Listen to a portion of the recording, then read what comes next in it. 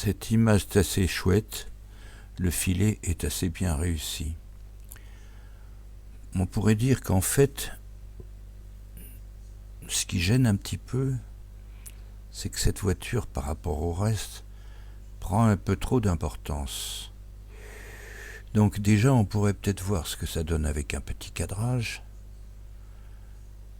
Ouais, ça serait peut-être un peu mieux.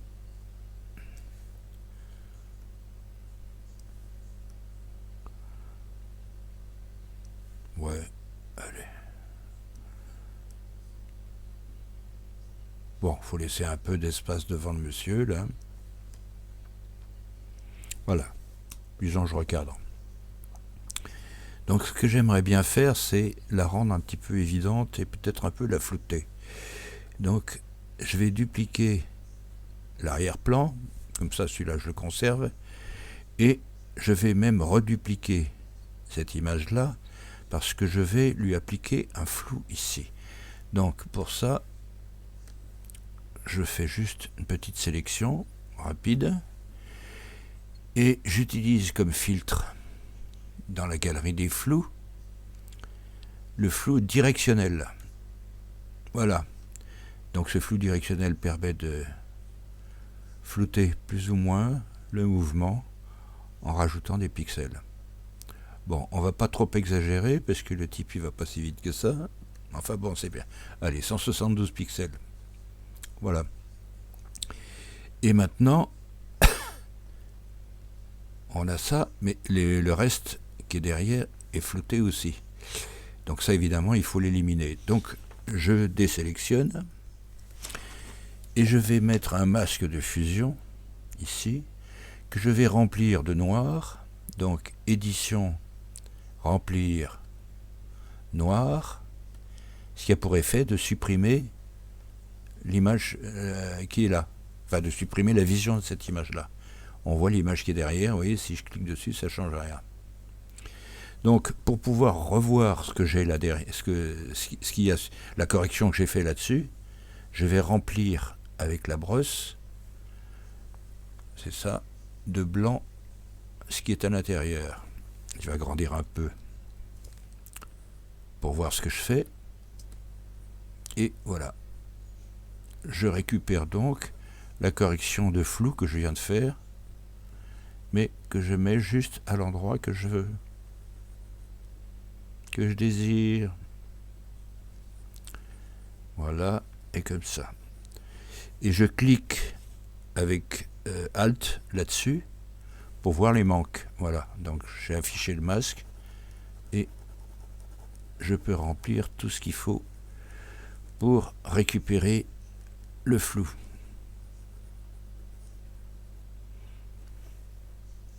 Je désactive la vision et voilà ce que j'ai. Voilà. Donc d'une part l'image s'atténue et en plus de ça on a l'impression que la voiture va plus vite. Hein. Donc c'est pas trop mal. Mais en même temps, c'est peut-être encore un peu gênant parce que ça ferme un peu l'espace devant le monsieur. Donc on va voir ce qu'on peut faire. Donc je vais refaire un duplicata de cet arrière-plan. Pour l'instant, je supprime ce que je viens de faire. Et je vais faire une sélection d'un endroit ici.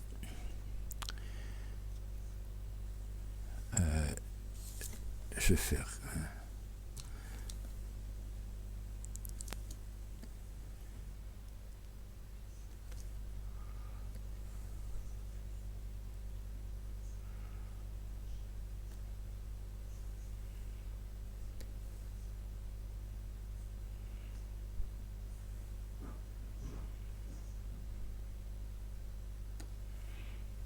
Et je fais une sélection, voilà, de cette partie-là que je vais rallonger là. Donc, je vais faire édition, transformation, distorsion, et je vais tirer dessus.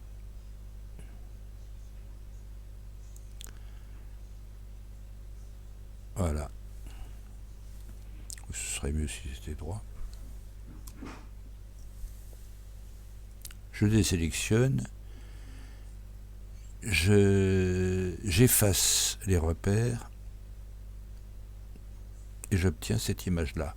Alors effectivement, il faudrait peut-être recadrer encore un tout petit peu pour que la voiture soit pas trop présente encore. Et là, ça donne quelque chose de plus naturel.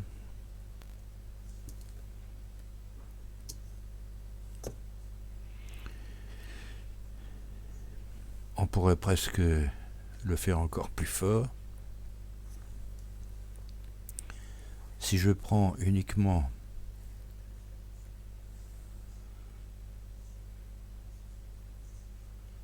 cette partie-là et cette partie-là,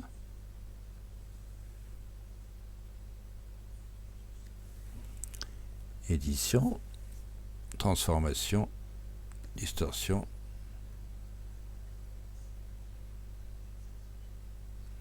et là j'élimine complètement la voiture.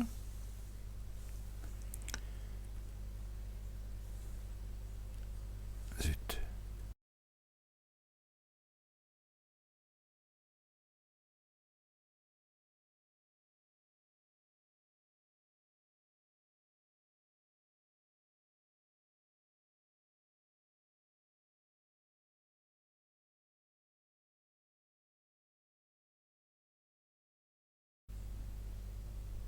Bon, donc revue de ce qu'on vient de faire. Le premier, c'était ça. Le deuxième, c'était ça. Et le troisième, c'est ça, qui est plutôt plus intéressant. Le troisième, voilà.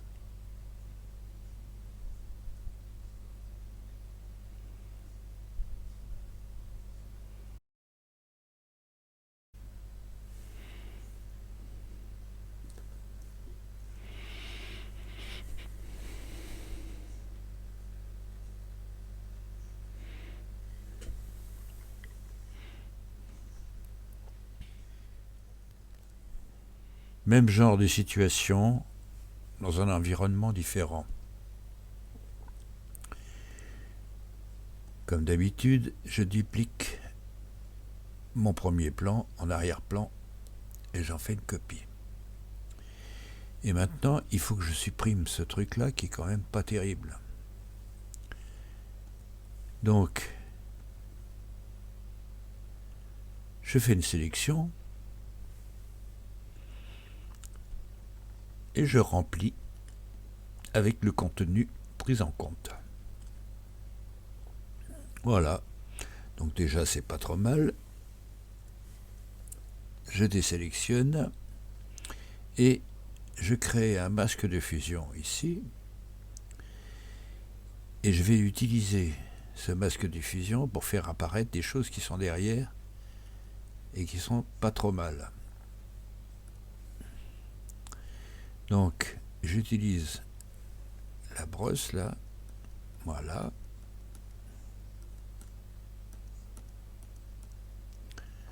Non, ça va pas.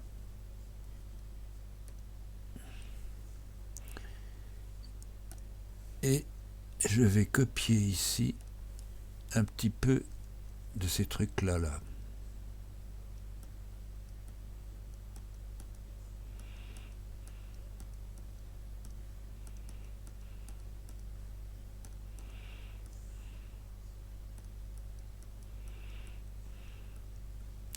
Ça, c'est avec de la copie de pixels. Hein.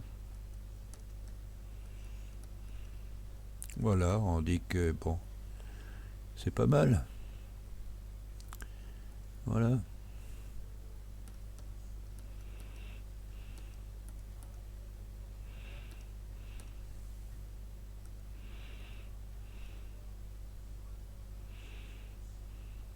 Bah voilà. Hein, c'est pas mal du tout.